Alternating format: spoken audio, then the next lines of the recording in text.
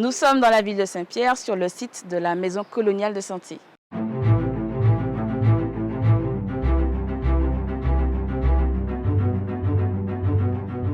La Maison coloniale de santé, c'était une maison qui accueillait les personnes dites malades, aliénées, un hôpital psychiatrique en réalité. Il a été ouvert en 1839 par le docteur Devez suite à une loi qui demandait à toutes les villes de France de s'équiper d'un asile. La gestion de l'hôpital était confiée donc à un médecin et donc des sœurs de Saint-Paul de Chartres occupaient donc le site en continu, accompagnées évidemment d'infirmiers, de personnel médical pour soigner le malade. On est effectivement dans une structure où on va organiser les choses de façon à accompagner le malade dans sa pathologie. On s'appuie par exemple sur le texte du docteur Pinel qui veut déjà à l'époque que l'architecture puisse rentrer dans l'accompagnement du malade, dans son aliénation, etc. Bien que le site n'ait pas été complètement fouillé, on identifie des zones dans le site, notamment le quartier d'isolement, qui est un peu plus à l'écart, au plus proche de la rivière, qui amène à l'apaisement. On est aussi dans un accompagnement du malade qui va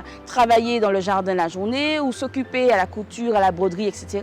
On a aussi des traitements médicamenteux et puis on a évidemment ce qui fait toute l'innovation du site, l'hydrothérapie, qui va permettre, grâce à l'eau, de traiter le malade avec plusieurs procédés en fait.